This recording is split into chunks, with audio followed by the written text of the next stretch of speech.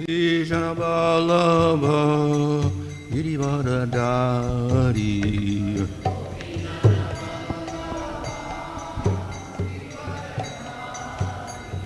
Yasoda Nandana Bradajana Ranjana Jamunatira Vanachari Jamunatira Jaya Radha Madhava Kunja Bihari Jaya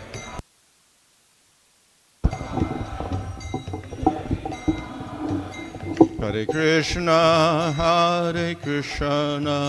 Krishna Krishna Hare Hare Hare Rama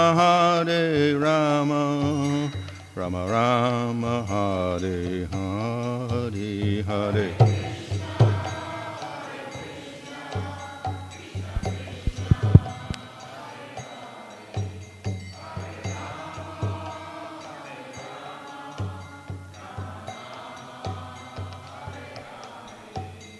Jaya Prabhupada Prabhupada Prabhupada Jaya Prabhupada Jaya Prabhupada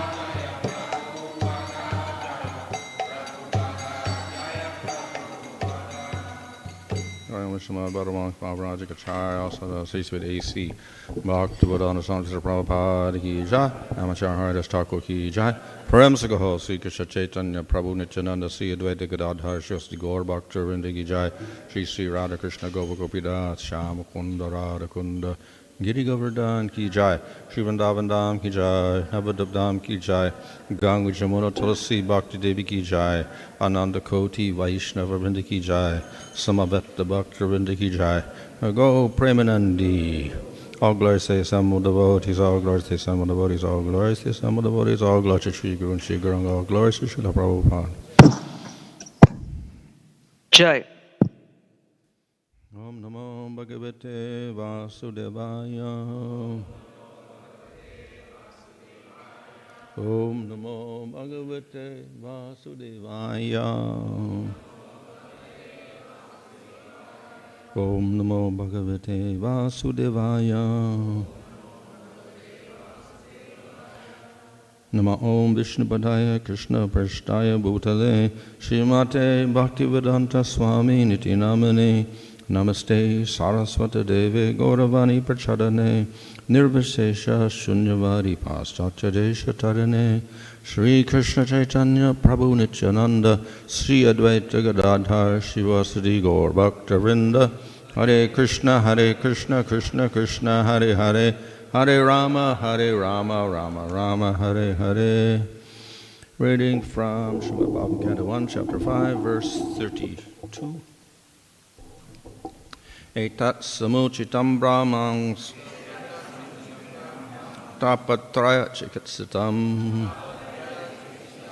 yad īśvare bhagavati karma brahmaṇi bhāvitam.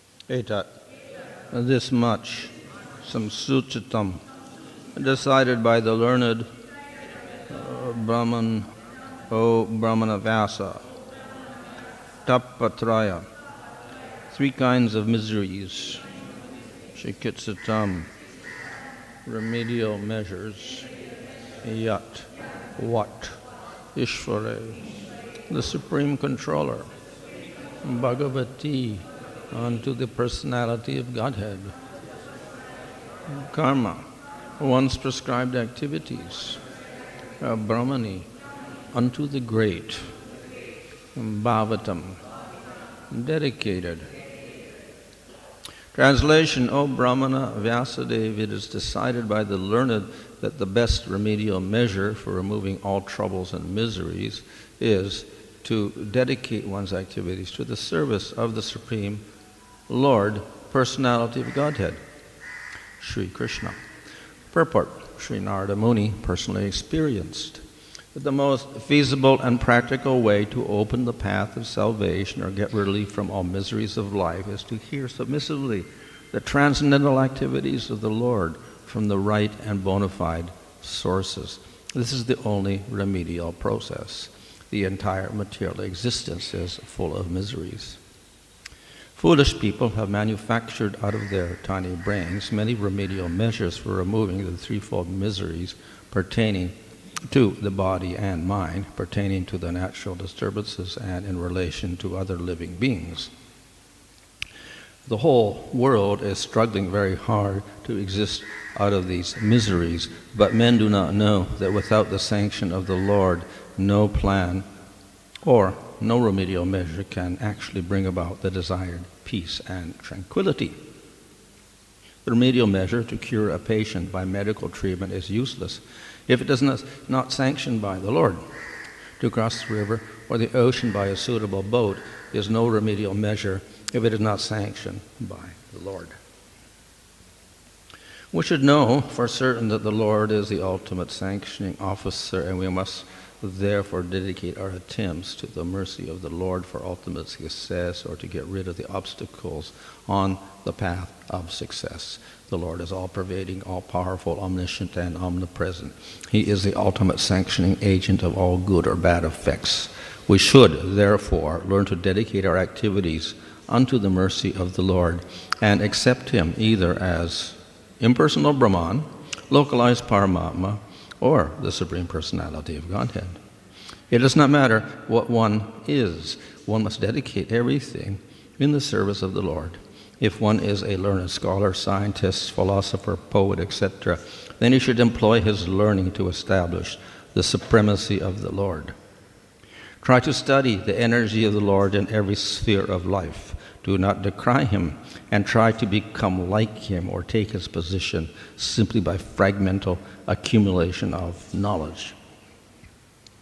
If one is an administrator, statesman, warrior, politician, etc., then one should try to establish the Lord's supremacy in statesmanship.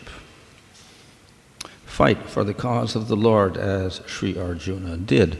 In the beginning, Śrī Arjuna, the great fighter, declined to fight, but when he was convinced by the Lord that the fighting was necessary, Śrī Arjuna changed his decision and fought for his cause.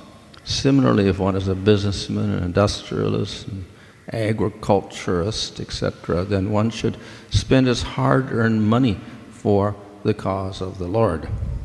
Think always that the money which is accumulated is the wealth of the Lord. Wealth is considered to be the goddess of fortune, Lakshmi, and the Lord is Nārāyaṇa, or the husband of Lakshmi. Try to engage Lakshmi in the service of Lord Nārāyaṇa and be happy. That is the way to realize the Lord in every sphere of life. The best thing is, after all, to get relief from all material activities and engage oneself completely in hearing the transcendental pastimes of the Lord. But in case of the absence of such an opportunity, one should try to engage in the service of the Lord everything for which one has specific attraction, and that is the way of peace and prosperity. The word saṁsūcitam in this stanza is also significant. One should not think for a moment that the realization of Narada was childish imagination only. It is not like that. It is so realized by the expert and erudite scholars, and that is the real import of the word saṁsūcitam. So these verses are describing what Nārada Muni learned from the sages. Narada முனிவர் ரிஷிகளிடமிருந்து என்ன கற்றார் என்பதை பற்றி இந்த பதங்கள் விளக்குகிறது. So part of that is you can say philosophical. இதில் ஒரு பகுதி தத்துவம் சார்ந்தது. In other words, the previous verse describes that Narada understood that the Supreme Lord is the creator, maintainer, and destroyer of everything, and that he is the ultimate goal. முந்தைய பதத்தில் நாரதர் பரமபுருஷ பகவான் தான் படைப்பவர், பராமரிப்பவர், அழிப்பவர் மற்றும் அவர்தான் இறுதியான இலக்கு என்பதை புரிந்து கொண்டார் என்று விளக்கப்பட்டது. But part of that knowledge is to provide a method to realize that Lord. அந்த ஞானத்தின் ஒரு பகுதி பகவானை உணர்வதற்காக ஒரு வழிமுறையை வழங்குவது. So the method involves action. அந்த வழிமுறையில் செயல்பாடுகள் உள்ளது. So this verse talks about the action or the karma, and means that everything should be dedicated, all the actions should be dedicated to that Supreme Lord, Bhagavan. இந்த பதம் செயல்களை பற்றி குறிப்பிடுகிறது. அனைத்து செயல்களும் பரமபுருஷ பகவானின் திருப்திக்காக செய்யப்பட வேண்டும் என்று குறிப்பிடப்படுகிறது. So, in other words, we have an indication of the sambandha gyan or the philosophy, and we have the goal, prayojana, Supreme Lord, and we also have the method, the abhidheya. இங்கே சம்பந்த ஞானம் தத்துவமானதும் மற்றும் வழிமுறை அபிதேயம் மற்றும் பிரயோஜனம் பகவான் தான் இலக்கு என்று இந்த மூன்றை பற்றி விளக்கப்படுகிறது.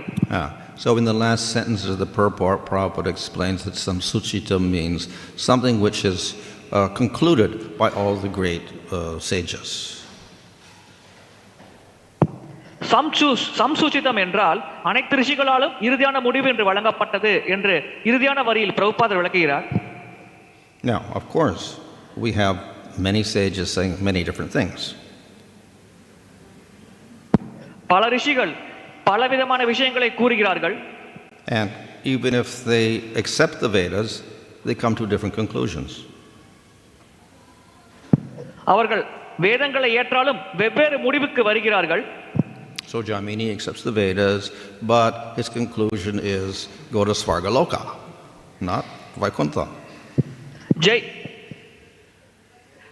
ஜெய்மினி வேதத்தை ஏற்கிறார், ஆனால் அவரின் இறுதியான முடிவு சொர்க்கலோகத்தை அடைய வேண்டும் அல்லது வைகுண்டத்தை அடைய வேண்டும். Don't become a devotee of the Lord, just do sacrifices. பகவானின் பக்தர்களாக ஆக தேவையில்லை, யஜ்ஞம். And then we have others like atheistic Kapila.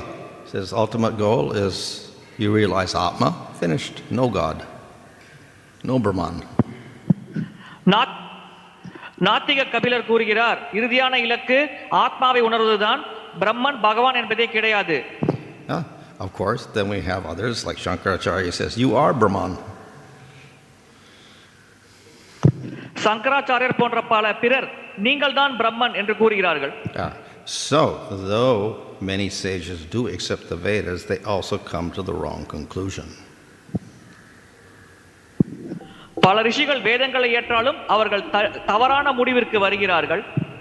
So, at the beginning of Bhagavatam, it says that this work will completely reject such conclusions. பாகவத்தின் தொடக்கத்தில் குறிப்பிடப்பட்டுள்ளது, இந்த வேலையானது அது போன்ற முடிவுகளை முற்றிலுமாக நிராகரிக்கிறது. And they are all called cheating dharmas. அவை அனைத்தும் ஏமாற்றும் தர்மங்கள் என்று குறிப்பிடப்படுகிறது. So, when Bhagavatam speaks of action, it's speaking of the final conclusion, what you should do. செயல்பாடு என்று பாகவதம் குறிப்பிடுவது இறுதியான முடிவை அடைய நாம் என்ன செய்ய வேண்டும் என்பதை பற்றி கூறுவது. And as is mentioned in this verse, the conclusion is all your activities should be dedicated or be devoted to Bhagavan. இந்த பதத்தில் குறிப்பிடப்பட்டுள்ளது போல் நம்முடைய செயல்பாடுகள் அனைத்தும் பகவானின் திருப்திக்காக செய்யப்பட வேண்டும். Of course, any form of Bhagavan is permissible. பகவானின் எந்த வடிவமும் ஏற்கத்தக்கது. But also the previous verse talks about Vāsadeva, Krishna. ஆனால் முந்தைய பதத்தில் வாசுதேவ கிருஷ்ணரை பற்றி குறிப்பிடப்பட்டுள்ளது. We also know the conclusion of bhagavatam is not just worship Bhagavan, but worship Krishna, because he is Swayam Bhagavan. நமக்கு தெரியும் பாகவதத்தின் இறுதியான முடிவு பகவானை வழிபடுவது மட்டுமல்ல, வாசுதேவ கிருஷ்ணரை வழிபடுவது. ஏனென்றால் கிருஷ்ணர் தான் ஸ்வயம் பகவான் ஆவார். Interestingly, in this verse we have īśvare, bhagavati, brahmaṇi, 3 words to describe the Lord. ஈஸ்வரே, பகவதே, பிராமணே என்று 3 வார்த்தைகள் இந்த பதத்தில் பகவானை வர்ணிக்கிறது. We can say offer your activities to Brahman. பிரம்மனுக்கு உங்கள் அனைத்து செயல்களையும் அர்ப்பணியுங்கள் என்று நாம் கூறலாம். Offer your activities to īśvara, Paramatma. அல்லது ஈஸ்வரன் அல்லது பரமாத்மாவிற்கு உங்கள் அனைத்து செயல்களையும் அர்ப்பணியுங்கள் என்று கூறலாம். Or offer your activities to Bhagavan. அல்லது பகவானுக்கு உங்கள் செயல்களை அர்ப்பணியுங்கள் என்று கூறலாம். Of course, it is rather difficult to offer everything to Brahman because it is impersonal. பிரம்மன் அருவமாக இருக்கும் காரணத்தினால் பிரம்மனுக்கு அனைத்து செயல்களையும் அர்ப்பணிப்பது சற்று கடினமான விஷயமாகும். And definitely you cannot have devotion for Brahman. பிரம்மனுக்கென்று ஒரு பக்தியை நாம் வளர்த்துக் கொள்ள முடியாது. Because you're supposed to be Brahman. ஏனென்றால் நாம் பிரம்மனாக இருக்க வேண்டியவர்கள். And even with Paramatma, of course, we don't speak so much of devotion. We speak of yogis meditating on Paramatma to get liberation. பரமாத்மாவை பற்றி பேசும் பொழுது அங்கே பக்தியை பற்றி நாம் பேசுவதில்லை. யோகிகள் பரமாத்மாவின் மேல் தியானிப்பதை பற்றித்தான் விளக்குகிறோம். So why mention these other words at all? Just say Bhagavan, Krishna, etc. ஏன் இந்த மற்ற வார்த்தைகளை குறிப்பிட வேண்டும்? பகவான் கிருஷ்ணா என்று கூறினாலே போதுமே. However, by mentioning these words, we can also understand that Bhagavan includes Paramatma and Brahman within him. So, by worshipping Bhagavan, everything is included. இதிலிருந்து நாம் புரிந்து கொள்ளலாம், பகவான் என்ற வார்த்தையில் பரமாத்மா பிரம்மன் இரண்டுமே அடங்கும். எனவே பகவானை வழிபடுவதன் மூலமாக அனைத்தையும் வழிபடுகிறோம் என்று புரிந்து கொள்ளலாம். So whatever positive results one can attain by realization of Brahman, such as destruction of karma, you attain by dedicating everything to Bhagavan. கர்மவினை அழிக்கப்படுவது போன்ற சாதகமான பயன்கள் பிரம்மனை பற்றி உணர்தல் மூலமாக ஒருவர் அடையக்கூடிய அனைத்து சாதகமான பயன்களையும் பகவானை பற்றி உணர்தல் மூலமாகவும் வெகு சுலபமாக ஒருவர் அடையலாம். And whatever you attain by realizing Paramatma, again liberation, etc., you attain by worshipping Bhagavan. பரமாத்மாவை உணர்வதன் மூலமாக ஒருவர் அடையக்கூடிய முக்தி போன்ற விஷயங்களையும் பகவானை வழிபடுவதன் மூலமாக ஒருவர் அடையலாம். So, therefore, by worshipping the Lord, everyone should be satisfied. எனவே பகவானை வழிபடுவதன் மூலமாக அனைவரும் திருப்தி அடைய வேண்டும். Of course, in the second line we have, this is the remedy for the 3 miseries. இரண்டாவது வரியில் இதுதான் அந்த 3 வகை துன்பங்களுக்கான உபாயம் என்று குறிப்பிடப்பட்டுள்ளது.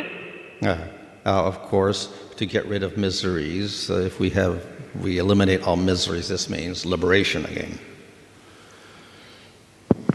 முக்தியிலிருந்து விடுபடுவது என்றால் துயரத்திலிருந்து விடுபடுவது என்றால் நாம் முக்தி அடைகிறோம் என்று பொருள்படும். But we also know that the process of bhakti produces something beyond that. ஆனால் பக்தி வழிமுறை இதையும் தாண்டிய ஒரு விஷயத்தை உருவாக்குகிறது என்றும் நமக்கு தெரியும். By establishing our relationship with Bhagavan, then we establish prema and we get bliss or ananda. பகவானோடு ஒரு உறவு முறையை ஸ்தாபிப்பதன் மூலமாக நமக்கு பிரேமை கிடைக்கிறது, பிரேமை ஸ்தாபிக்கப்படுகிறது, அதே சமயத்தில் ஆனந்தமானது கிடைக்கிறது. So not only do we get liberation through bhakti, but we also attain bliss. பக்தியின் மூலமாக நாம் முக்தி அடைவதோடு சேர்த்து ஆனந்தத்தையும் அடைகிறோம். So this is the final conclusion of the greatest sages. இதுதான் அந்த மிக சிறந்த ரிஷிகளின் இறுதியான முடிவாகும். So this surpasses the conclusions of karmakanda or jnanakanda. இது கர்மகாண்டம் மற்றும் ஞானகாண்டத்தில் வழங்கப்பட்ட இறுதி முடிவை விட உயர்ந்தது. So the action here, let's talk about karma. So this word karma means action. Of course, it can mean karma in the sense of fate and daiva, etc. It doesn't mean that here. It means action. இங்கே கர்மா என்று குறிப்பிடுவது செயலாகும். இங்கே நம்பிக்கை போன்றவற்றை இந்த கர்மா என்ற சொல் குறிப்பிடவில்லை, செயலைத்தான் குறிப்பிடுகிறது. We have different types of action. பல வகையான செயல்கள் உள்ளது. Some of the actions are prescribed by Vedas, such as varnashrama, etc., karma yoga. வர்ணாசிரமம், கர்மயோகம் போன்ற செயல்கள் வேதங்களில் பரிந்துரை செய்யப்படுகிறது. Other actions not prescribed by Vedas. மற்ற செயல்கள் வேதங்களில் பரிந்துரை செய்யப்படுவதில்லை. But all activities should be dedicated to the Supreme Lord. ஆனால் அனைத்து செயல்களும் பரமபுருஷ பகவானுக்காக அர்ப்பணிக்கப்பட வேண்டும். Of course, this may look a little bit difficult. இது பார்ப்பதற்கு கடினமான செயல் போல தெரியலாம். Because we do so many activities all day long, such as eating and breathing and whatever, urinating, stooling, etc. How do we offer that to the Lord? தினசரி நாம் பல செயல்கள் செய்கிறோம், உண்கிறோம், மூச்சு விடுகிறோம், மலம் சிறுநீர் கழிக்கிறோம். இதையெல்லாம் எப்படி பகவானுக்கு நாம் அர்ப்பணம் செய்வது? So ultimately, because we're using our body, mind, and words ultimately for pleasing the Lord, then everything gets offered to the Lord. நம்முடைய உடல், மனம், ஆத்மாவை பகவானை திருப்திப்படுத்துவதற்காக நாம் பயன்படுத்தும் காரணத்தினால் இயற்கையாகவே அனைத்தும் பகவானுக்கு அர்ப்பணிக்கப்படுகிறது. All of our good intentions through body, mind, and words, whatever they are, should be offered to the Lord with devotion. உடல், மனம் மற்றும் வார்த்தைகள் மூலமாக நாம் நிறைவேற்றக்கூடிய அனைத்து நல்ல செயல்களும் பகவானிற்கு அர்ப்பணமாக பக்தியின் மூலமாக செய்யப்பட வேண்டும். And the result is that even though we do activities, the activities do not accrue karma in the negative sense of the term. இதனால் நாம் அடையும் விளைவு என்னவென்றால், நாம் செயல்கள் செய்தாலும் அதற்கான கர்ம வினையை நாம் அனுபவிக்க தேவையில்லை, பாதகமான கர்ம வினையை குறிப்பாக. So two effects. One is those activities destroy all karmas. இரண்டு விளைவுகள் உள்ளது. முதலாவது விளைவு, அந்த செயல்கள் நம்முடைய அனைத்து கர்ம வினைகளையும் அழிக்கிறது. They do not produce new karma. புதிய கர்ம வினைகளை அது உருவாக்குவதில்லை. But most important is they produce prema. ஆனால் மிக முக்கியமானது, அந்த செயல்கள் பிரேமையை உருவாக்குகிறது. So in this way, activity itself is not positive or negative, but the way we use it determines the result. செயல்கள் சாதகமானது பாதகமானது என்று பிரிக்கப்படுவதில்லை. நாம் எப்படி பயன்படுத்துகிறோமோ அந்த பயன்பாட்டின் அடிப்படையில் நமக்கு விளைவுகள் கிடைக்கிறது. So in nectar devotion, there is a little discussion of yukta vairagya. யுக்த வைராக்கியத்தை பற்றி பக்தி ரசாமத சிந்துவில் விளக்கப்பட்டுள்ளது. So we do not give up activities.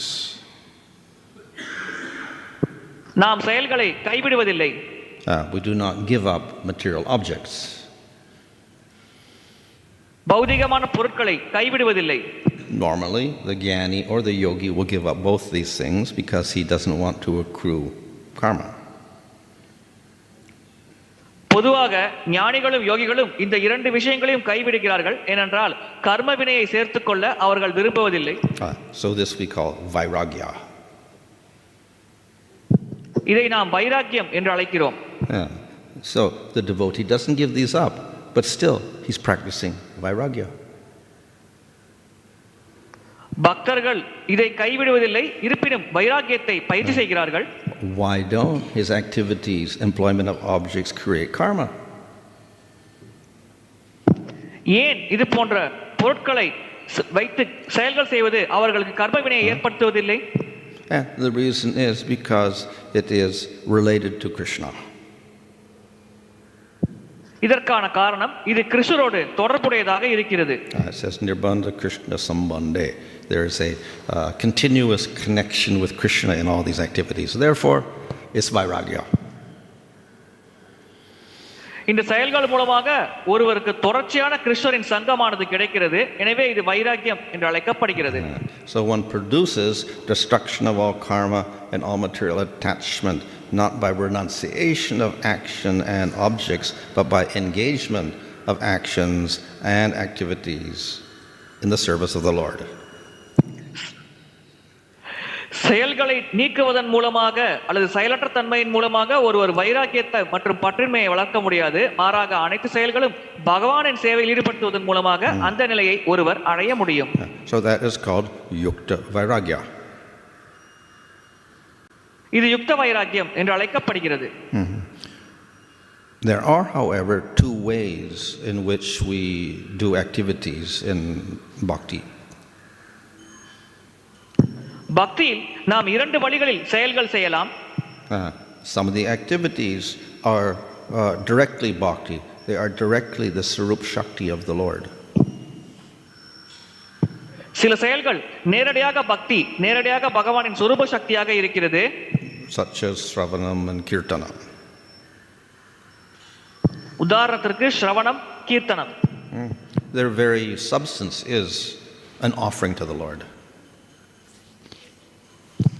இதன் பொருளே பகவானுக்கு அர்ப்பணமாக செய்வது. And these are very powerful actions. இது மிக மிக சக்தி வாய்ந்த செயல்கள்.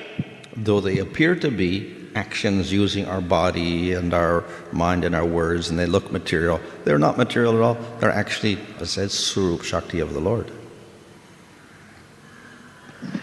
நாம் உடல் மற்றும் மனத்தை வைத்து இந்த செயல்கள் செய்வதன் காரணமாக அது பௌதிகமான செயல்கள் போல தெரிந்தாலும் உண்மையில் இது பௌதிகமான செயல்கள் இல்லை, அனைத்தும் பகவானின் சொரூப சக்தி ஆகும்.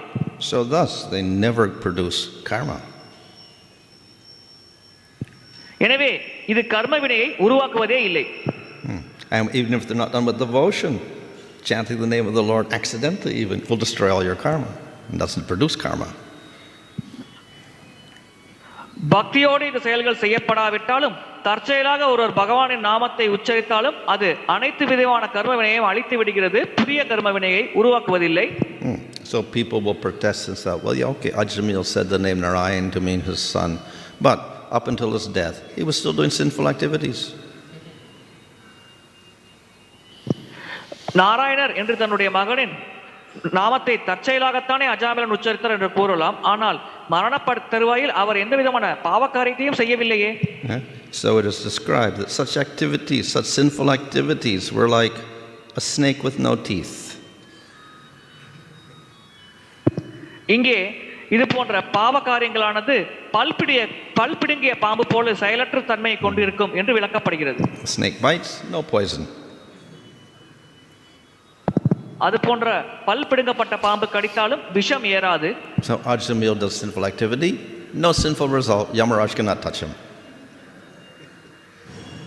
அஜாமிலன் பாவ காரியங்களில் ஈடுபட்டாலும் அதன் விளைவுகள் தாக்கப்படாது. இதன் காரணமாக யமராஜரால் அவரை தீண்ட முடியாது. So even accidentally uttering the name of the Lord has this effect of getting rid of your karmas.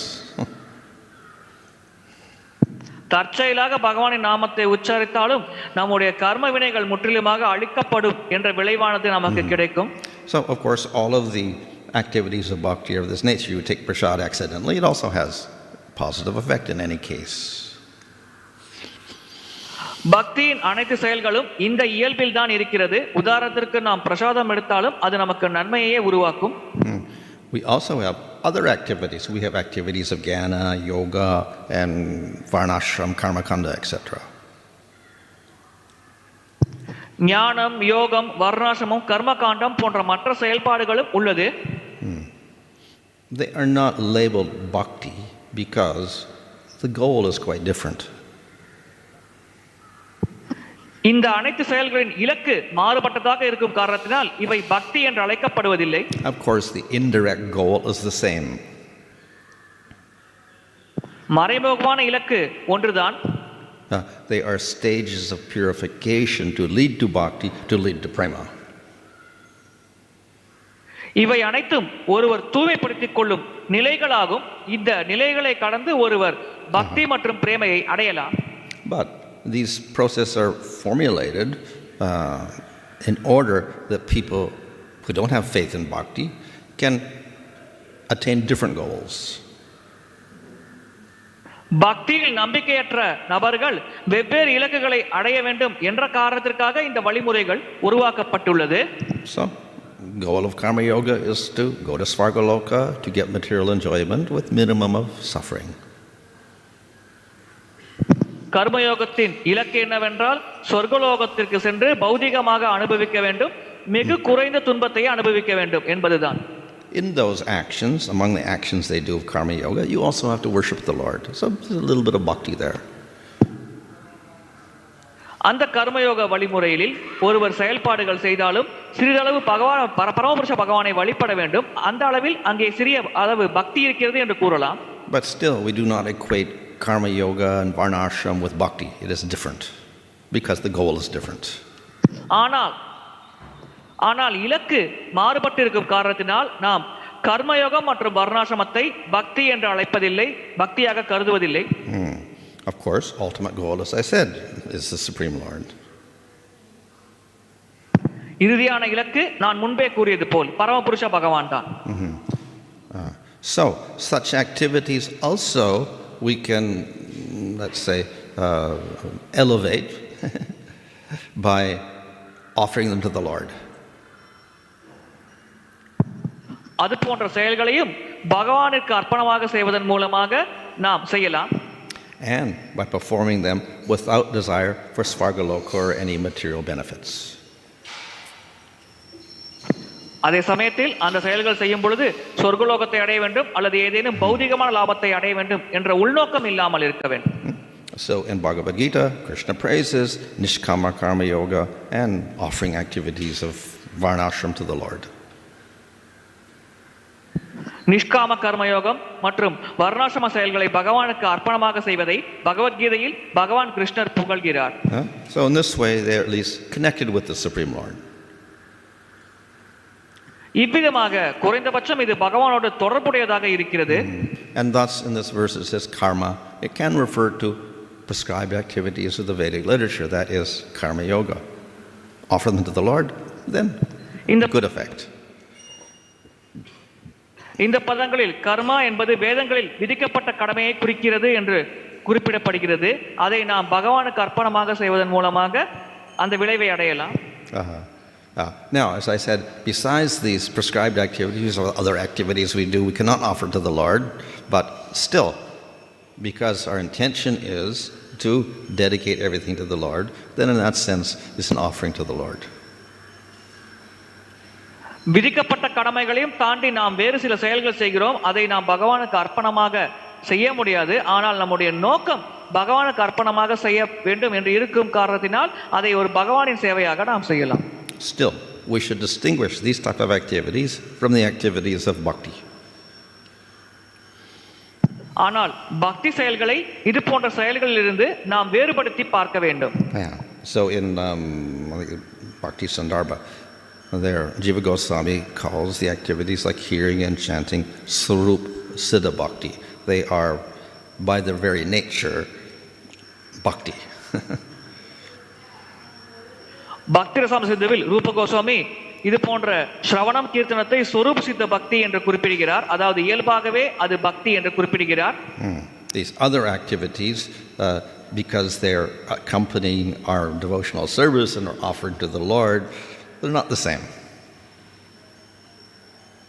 மற்ற செயல்கள் பக்திக்கு உறுதுணையாக பகவானுக்கு அர்ப்பணம் செய்வதற்கு உறுதுணையாக இருக்கும் காரணத்தினால் அது சமமான நிலையில் வைக்கப்படுவதில்லை.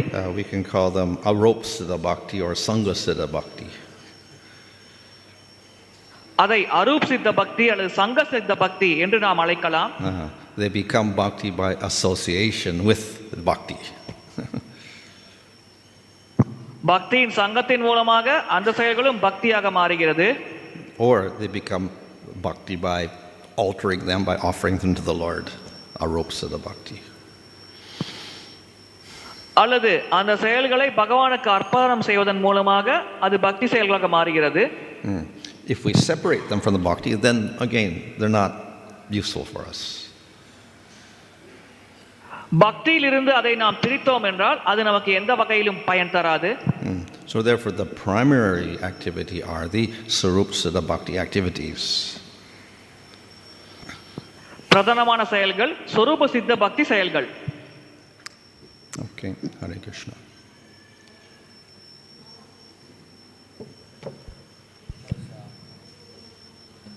Eleven countries say, Krishna said, "Mat karma nirguna." Mat karma nirguna. Krishna is the term. Mat karma nirguna. Krishna is nirguna. So that means another activity is like so when you offer this material activities to Krishna, that also it's all and also clear Sangha. So which is more powerful? Which is more powerful? Karma arpanam or? Devotees are doing the karma for their survival. Yeah. And also devotees are, and devotees are doing also this bhakti. Yeah. Which is more powerful? Yeah. Well, obviously, as I said, the Svarupa Siddha Bhakti. This is the internal energy of Krishna. கர்ம செயல்கள் சக்தி வாய்ந்ததா அல்லது பக்தி செயல்கள் சக்தி வாய்ந்ததா என்பது பக்தரின் கேள்வி. இறுதியாக சுரூப சக்தி பக்தி தான், ஏனென்றால் அது பகவான் கிருஷ்ணரின் சித் சக்தியாகும் என்பது மகாராஜரின் பதிலாகும். Karma yoga and jnana yoga and astanga yoga arise from the gunas. கர்மயோகம், ஞான யோகம், அஷ்டாங்க யோகம் இந்த மூன்றும் முக்குணங்களிலிருந்து உருவாகிறது. So we can relate them with bhakti, but still by nature they're quite different. So therefore inferior.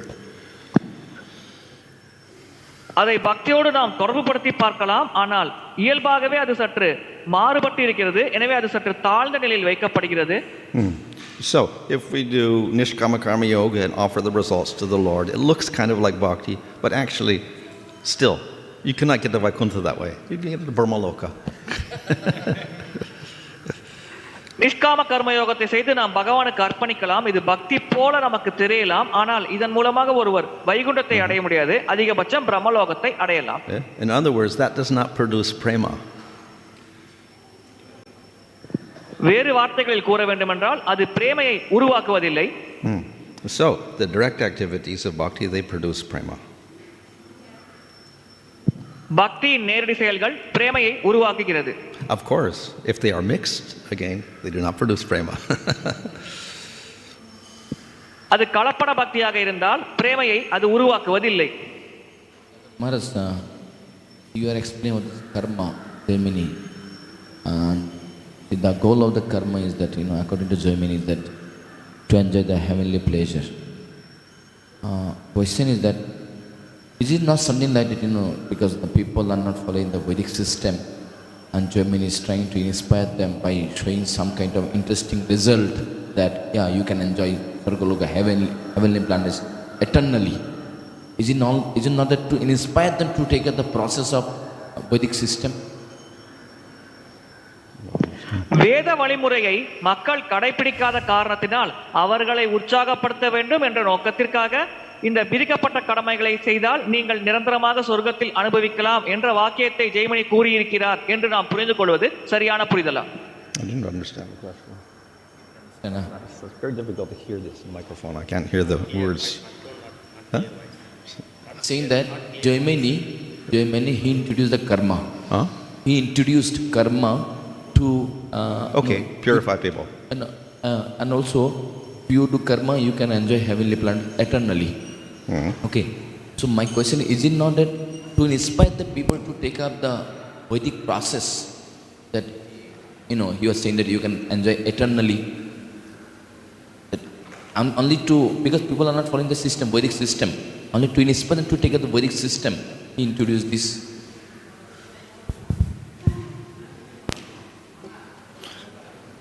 The results are not eternal, but they are described as eternal. That is not truthful. Just exaggeration. Yeah. So then? விளைவுகள் நித்தியமானதில்லை, ஆனால் அது நித்தியமானது என்று விளக்கப்படுவது சற்று மிகைப்படுத்தி புகழ்வதாகும்.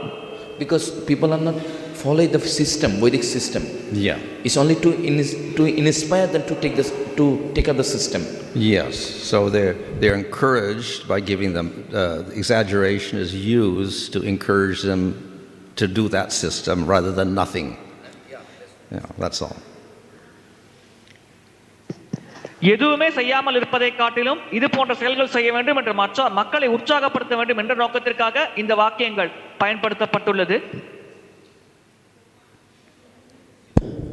Hare Krishna Maharaj.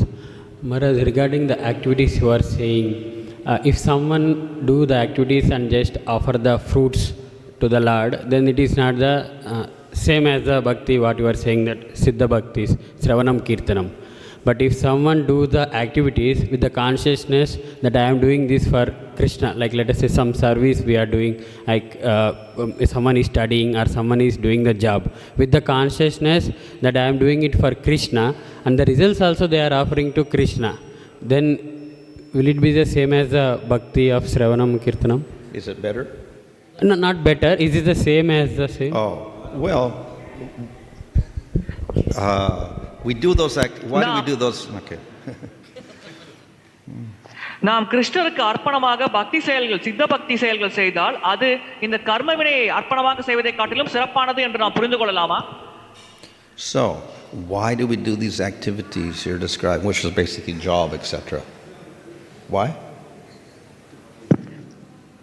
Money? ஏன் இந்த செயல்கள் நாம் செய்கிறோம்? If you don't get money, விதிக்கப்பட்ட கடமைகள், வேலைகள். What do you do with the money? Huh? The money you're using because you have to eat, you have to support yourself, you have to support a family. இந்த செயல்கள் செய்வதன் மூலமாக நமக்கு பணம் கிடைக்கிறது. அந்த பணத்தை வைத்து நாம் வாழ்வாதாரத்திற்கு பயன்படுத்துகிறோம், குடும்பத்தை பராமரிக்க பயன்படுத்துகிறோம். இதனால் இந்த செயல்கள் செய்கிறோம். If you don't get the money, you won't do those activities. You can always hear and chant, but you're not going to do those activities because you're not getting money, because you can't support your family with it. பணம் கிடைக்காவிட்டால் அந்த செயல்களை நாம் செய்ய மாட்டோம். நாம் எப்பொழுதுமே பகவானை பற்றி கேட்கலாம், நாமஜபம் செய்யலாம். ஆனால் பணம் கிடைக்காவிட்டால் மற்ற செயல்களை நாம் பொதுவாக செய்ய மாட்டோம். So its primary goal is support family, support body. That's not bhakti. அந்த செயல்களின் பிரதான இலக்கு உடலை பராமரிப்பது, குடும்பத்தை பராமரிப்பது. இது பக்தி இல்லை. But I can use my body, I can use my family to worship Krishna. ஆனால் என்னுடைய உடல் மற்றும் குடும்பத்தை பகவானை வழிபட நான் பயன்படுத்தலாம். But if we don't support the body, etc., then we can't even do that. We won't have a family if we don't get the money. So therefore, the primary activity is to get the money so you can support your family, which is not bhakti. So that's quite different from hearing and chanting. Its very nature is bhakti. உடலை பராமரிக்காவிட்டால் நாமால் பக்தி கூட சரியாக செய்ய முடியாது. எனவே குடும்பத்தை பராமரிக்க பணம் தேவை என்பதெல்லாம் நம்முடைய அடிப்படை தேவைகளை பூர்த்தி செய்வது. அது ஒரு வகையில் பக்தி என்று நாம் அழைக்க முடியாது. பிரதானமாக ஸ்ரவணம், கீர்த்தனம் போன்ற செயல்கள் தான் பக்தி என்று அழைக்கப்படுகிறது. So we can offer all these things to the Lord, and then there's no karma, there's no sin involved in it. But still, we do have to do the primary processes of hearing and chanting. Otherwise, we don't get to Krishna. இதில் எந்த விதமான பாவ செயல்களும் இல்லாமல் இருக்கும் பொழுது இதை பகவானுக்கு அர்ப்பணமாக நாம் செய்யலாம். இருப்பினும் பிரதானமாக நாம் செய்யக்கூடிய செயல்கள் ஸ்ரவணம் கீர்த்தனமாக இருக்க வேண்டும். அந்த செயல்கள் செய்யாமல் நாம் கிருஷ்ணரை அடைய முடியாது. Hare Krishna Maharaj. In the beginning of the class, you were mentioning about the atheistic Kapila. So, his philosophy was the material cause of everything is due to the material elements. And he has scrutinizingly done all those things, but he didn't come to the understanding there is a soul part. That's what my understanding. Oh, no, yes, he does accept soul. Yeah, he doesn't accept soul. He does accept soul. Okay. Yeah, but not Brahman. What is his understanding about the soul? Soul is you just get rid of your ignorance, then you get liberation. Finished. You get rid of ignorance and bondage of material body, then you're eternally liberated. Then நாத்திக கபிலர் ஆத்ம தத்துவத்தை ஏற்கிறாரா அல்லது நிராகரிக்கிறார் என்பது பக்தரின் கேள்வி. அவர் ஆத்மாவை பற்றி ஏற்கிறார். ஆனால் ஆத்மாவின் இலக்கு என்னவென்றால் நாம் இந்த பௌதிக பந்தத்திலிருந்து விடுபட வேண்டும், முக்தி அடைய வேண்டும், அவ்வளவுதான் என்பதுதான் கபிலரின் தத்துவம் என்று Maharaj பதிலளிக்கிறார். Nastika, in one sense. Well, they accept the scriptures in that sense. They're not Nastika, but they are atheistic because they don't have even a sense of a supreme entity beyond the jiva. அது சாஸ்திரங்களை ஏற்று கூறப்படுகிறது. ஆனால் அது ஜீவாத்மாவை தாண்டி பரமபுருஷ பகவான் இருக்கிறார் என்ற கருத்தை அந்த நாத்திக தத்துவ கபிலரின் தத்துவங்கள் ஏற்பதில்லை. Book distribution comes under book distribution. Comes under Svarupa Siddha Bhakti or Sanga Siddha Bhakti. What is that, karma? Is Sanga Well, this is a form of preaching. Svarupa Siddha Bhaktiya, Sanga Siddha Bhaktiya. This is a form of preaching, yeah? Form of kirtan. இது பிரச்சாரத்தின் ஒரு வடிவமாகும். கீர்த்தனம் போன்ற ஒரு வழிமுறையாகும். So that is direct bhakti. இது நேரடியான பக்தி செயலாகும். Maharaj, in the conversation between Vishnu Dutas and Yamadutas, Vishnu Dutas says that ever since he chanted the name of Nārāyaṇa, there is no sin with Ajamila, though he was continuing to do sin. So, while it's a great hope-giving statement for the sadhakas, it could also be dangerous because sadhakas could become oblivious to this pastime. It could become they become oblivious to their activities after chanting the names of Nārāyaṇa or Krishna. Oh, to do more, they just chant the holy name and do sinful activities, you're saying? They continue to chant, but such a great hope is there even... That's namaparad though. Yeah, it becomes offense. Yeah, that becomes namaparad. So therefore you don't get that effect. It doesn't destroy your sins. Huh? அஜாமிலன் தொடர்ந்து பாவக்காரியங்கள் செய்தாலும் நாமத்தை உச்சரித்த காரணத்தினால் அவர் யமதூதர்களால் தண்டிக்கப்படவில்லை. இதை பார்ப்பவர்கள் தவறாக புரிந்து கொண்டு நாம் தொடர்ந்து பாவத்தை செய்து நாமத்தை ஜபித்து தப்பித்துக் கொள்ளலாம் என்று தவறாக புரிந்து கொள்ளக்கூடுமே. இதை எப்படி பார்ப்பது என்பது பக்தரின் கேள்வி. அதற்கு மகாராஜின் பதில், இவ்விதமாக பாவக்காரியங்களை செய்து அதை நாமத்தின் மூலமாக தப்பிக்கலாம் என்று நினைப்பது புனித நாமத்திற்கு எதிரான ஒரு பெரிய அபராதமாகும். இந்த நோக்கத்தோடு ஒருவர் நாமஜபம் செய்தால் அவருக்கு உரிய பலன்கள் கிடைப்பதில்லை. Rather, it creates more sin. இதற்கு மாறாக அவ்விதமாக நாமஜபம் செய்பவர் இன்னும் அதிகமான பாவத்தை செய்கிறார். Online? Maharaj, just a quick one, sorry. I mean, Arjuna fought on behalf of Krishna's instructions. So that fighting is not directly classified under the 9 angas of bhakti. So how would that classify, and what is what should we understand from that activity? Is it like direct bhakti, or because it's said by Krishna, or does it like he's still only offering the results to Krishna? Thanks. கிருஷ்ணரின் உபதேசத்தின் பெயரில் அர்ஜுனர் போரிட்டார். எனவே இது பக்தியின் 9 வழிமுறைகளில் நவவித பக்தியில் குறிப்பிடப்படவில்லை. எனவே இந்த செயல்பாடானது கிருஷ்ணருக்கு அர்ப்பணமாக செய்யப்பட்ட செயல் என்று புரிந்து கொள்ளலாமா அல்லது நேரடி பக்தி செயல் என்று நாம் புரிந்து கொள்ளலாம்? Because Arjuna is a nitya siddha, all of his activities are pure bhakti. அர்ஜுனர் ஒரு நித்திய சித்தர் என்ற காரணத்தினால் அவர் செய்யும் அனைத்து செயல்களும் தூய பக்தி தான். However, acting as an example for others, then we can say that this is an example of karmarpana, offering your results of your activity for the Supreme Lord. அவர் பிறருக்கு முன்னுதாரணமாக செயல்பட்ட காரணத்தினால் இது ஒரு வகையில் கர்ம அர்ப்பணம் என்று குறிப்பிடப்படுகிறது. அதாவது நம்முடைய செயல்களின் விளைவுகளை பரமபுருஷ பகவானுக்கு அர்ப்பணிப்பது. Online.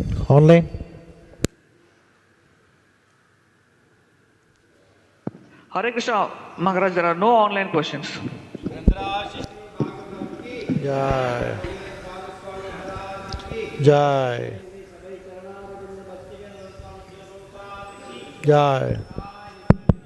Jai.